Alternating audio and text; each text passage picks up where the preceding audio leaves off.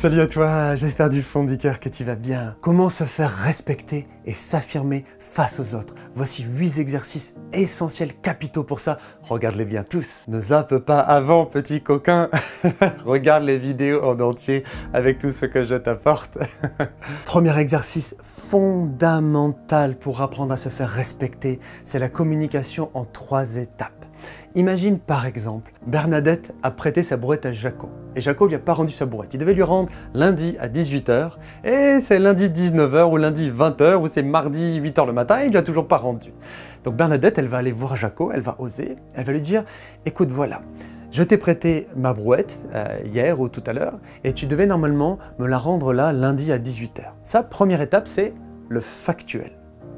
Énoncer les faits. Voilà, factuellement, il s'est passé telle chose ou telle chose. Eh bien, mon cher Jaco, oui, bien sûr, c'est pas grave, mais quand même, ça m'a dérangé. Voilà, je comptais sur toi et j'étais un peu contrarié que tu me la rendes pas. Donc maintenant, s'il te plaît, est-ce que tu veux bien me la rendre tout de suite? Et dorénavant, si je te la prête à nouveau, est-ce que tu veux bien, s'il te plaît, me la rendre à l'heure ou au jour qui était convenu? Ça peut être n'importe quel exemple comme ça, hein, ça marche super bien ça. Ça peut être, mon amour, quand tu sors le soir et que tu rentres trop tard avec les copains et que j'ai dû m'occuper toute seule des enfants, ça me dérange beaucoup.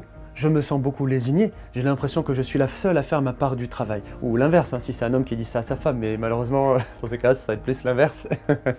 D'accord? Donc, je te demande s'il te plaît, maintenant, absolument, de venir à telle heure ou de limiter tes sorties ou que moi aussi je puisse avoir mes sorties ou je ne sais pas quoi, tu vois, selon ce que tu veux. Mais donc, le fait, ce que ça me fait à moi et 3, ma demande. Cette vidéo est complémentaire de celle où je t'apprends les règles d'or, les principes fondamentaux pour savoir comment s'affirmer avec les autres et dans sa vie. Tu as le lien de cette vidéo dans la fiche que tu as là dans la vidéo. Deuxième exercice pour savoir comment se faire respecter et s'affirmer face aux autres, c'est d'oser.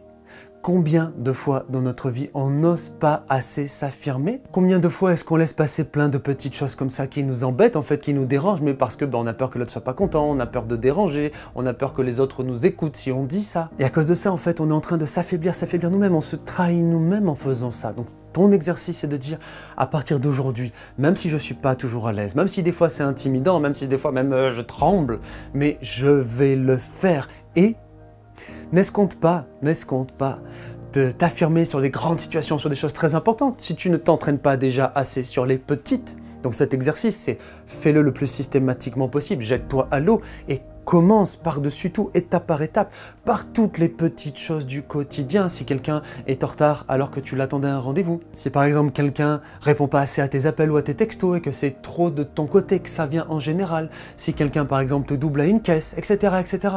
Dans tous ces exemples du quotidien, il faut que tu oses faire ça. Imagine que tu vas boire un verre à une terrasse ou que tu vas manger quelque part dans un resto et pareil que c'est pas ce que tu as demandé ou que ça a été objectivement même un peu long. Des choses comme ça.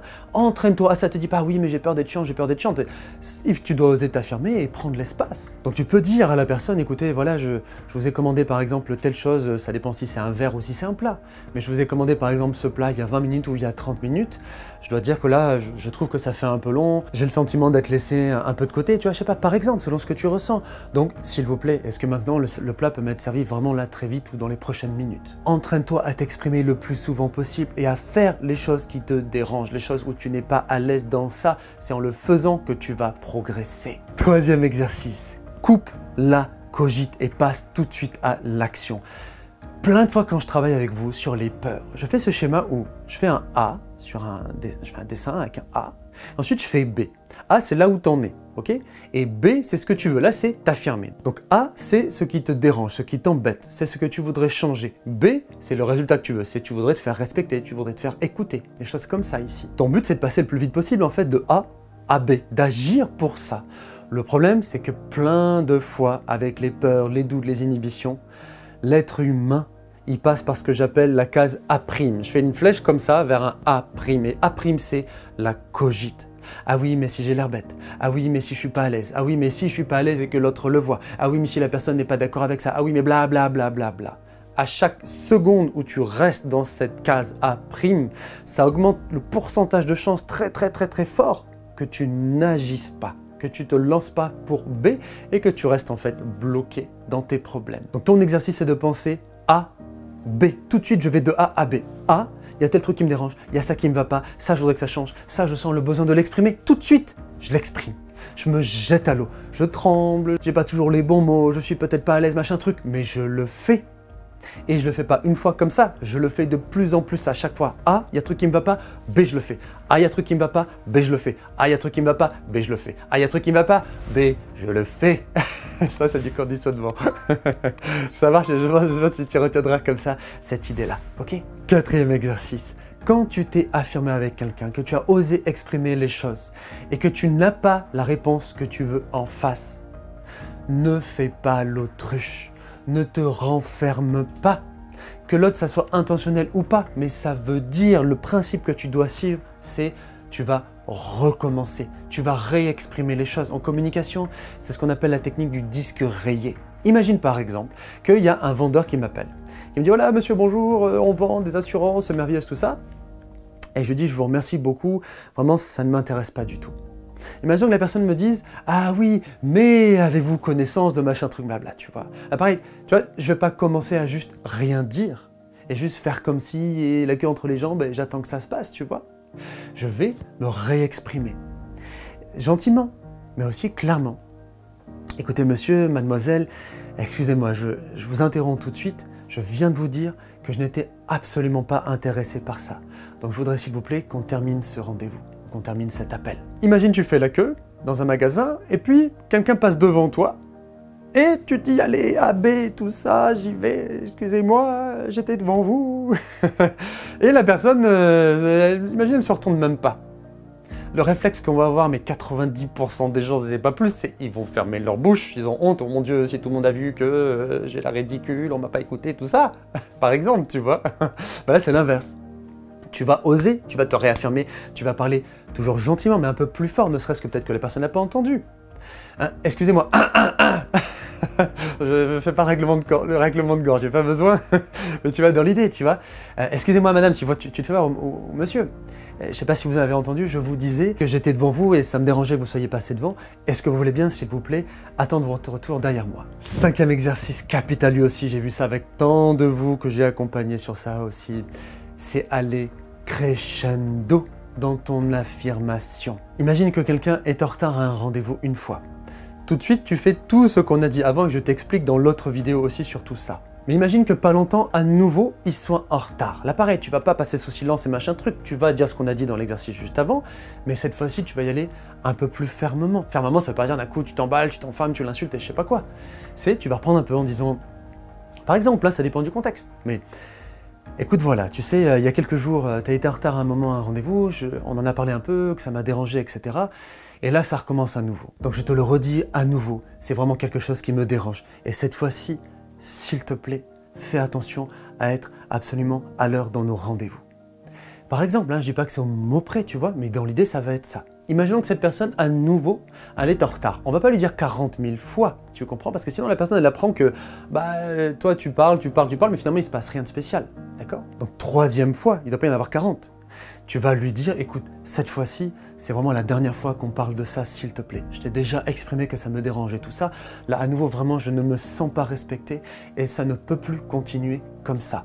Donc, je te demande, s'il te plaît, de faire absolument attention maintenant que ça ne se reproduise plus. Et je te le dis posément, mais voilà, si ça recommence maintenant, il y aura telle conséquence, telle conséquence, telle conséquence. Ça ne m'enchante pas de parler de ça, mais juste tu comprends, je ne me sens pas respecté, j'ai besoin que tu m'entendes dans ce que je te demande. Là aussi, bien sûr, il faut adapter selon le contexte. La personne, si d'habitude elle est réglo, elle n'est pas réglo. Plus elle est réglo, plus on peut prendre avec douceur et on fait tous des erreurs et tout ça.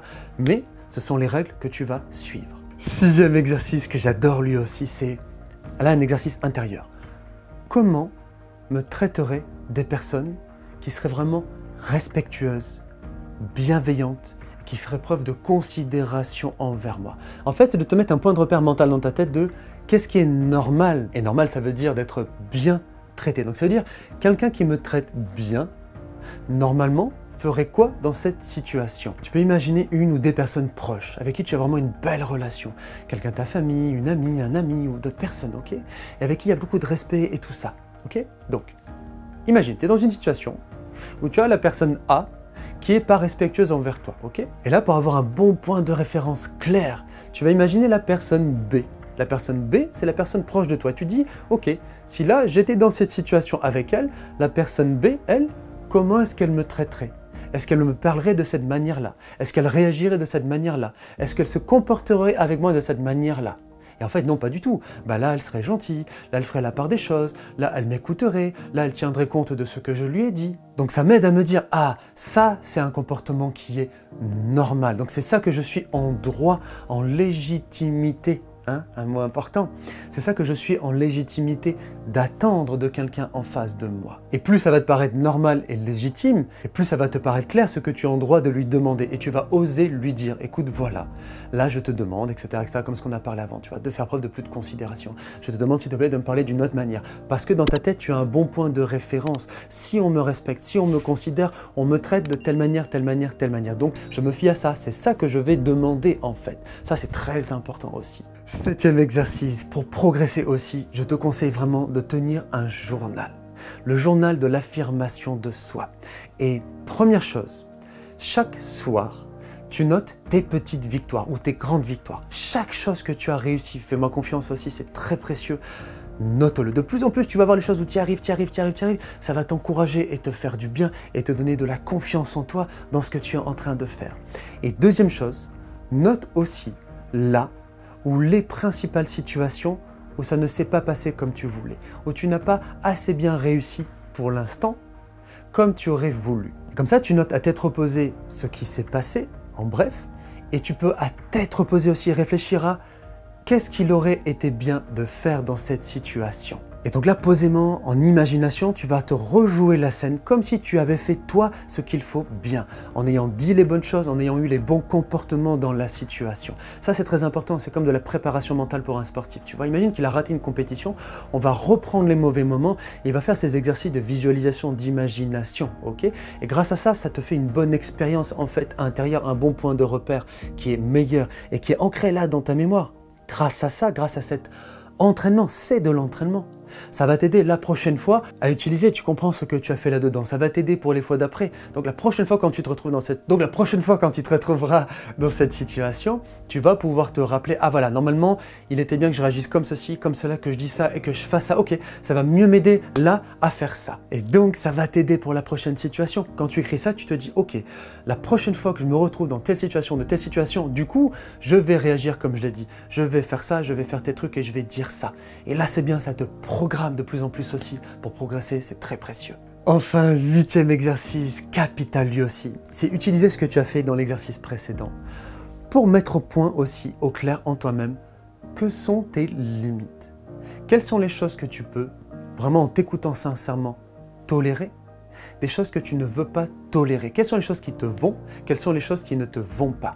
Très souvent aussi, on ne fait pas ce travail à tête reposée, tu vois, on est juste à chaud dans la situation, ça va pas, ça s'embrouille plus ou moins pour nous, on ne s'affirme pas assez, on ne se fait pas assez respecter par les autres, et on reste plus ou moins frustré de ça. Et là aussi, c'est un exercice très précieux à tête reposée, pour mieux t'écouter toi-même et de repenser à ces situations d'avant et dire ok, au final, qu'est-ce que je peux apprendre de ça? Imagine par exemple, peut-être que pour toi, si quelqu'un est en retard à un rendez-vous 4 fois d'affilée, peut-être que pour toi ce n'est pas très important et donc si tu le veux, tu peux quand même t'affirmer, mais peut-être que tu peux un peu plus laisser passer.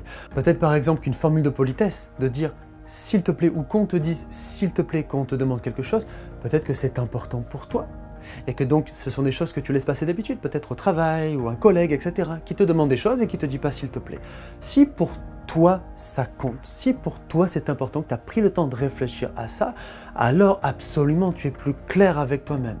Et dans chaque situation où ça arrive, tu vas pouvoir posément, mais aussi clairement expliquer que tu demandes ça, dire écoute voilà, quand tu me demandes quelque chose, sur tel truc ou tel truc, moi, on est tous différents, mais moi, personnellement, ça me dérange. Pour moi, c'est quelque chose vraiment qui est important. J'ai appris ça dans mon éducation, je sais pas quoi. Tu justifies pas, si tu veux, tu expliques, c'est pas pareil. Mais en tout cas, tu peux dire, moi, ça me dérange vraiment.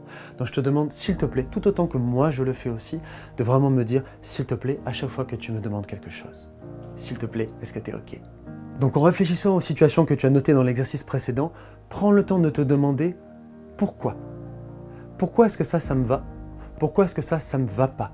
Et vraiment, moi, qu'est-ce que je voudrais? En quoi est-ce que telle chose est en désaccord avec mes principes ou mes valeurs? Là, c'est laquelle de mes valeurs ou lequel de mes principes que je sens comme qui est lésigné ou qui est maltraité ou qui est même éventuellement bafoué, tu vois, quand il se passe ça. Et donc, par rapport à ces situations, qu'est-ce que je veux? D'accord? Et après, ose affirmer comme on en a parlé.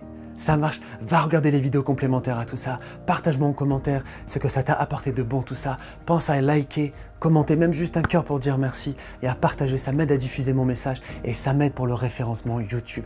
Abonne-toi absolument, active les notifications si tu ne l'avais pas déjà fait, ok? Et va voir les vidéos là complémentaires qui vont t'aider à travailler sur tout ça, en plus de toutes les vidéos sur la confiance en toi qui vont t'aider encore plus à t'affirmer dans ta vie. Courage à toi, on se retrouve tout de suite pour la prochaine vidéo. J'ai pu tout dire en pas longtemps, à tout de suite, salut, ciao!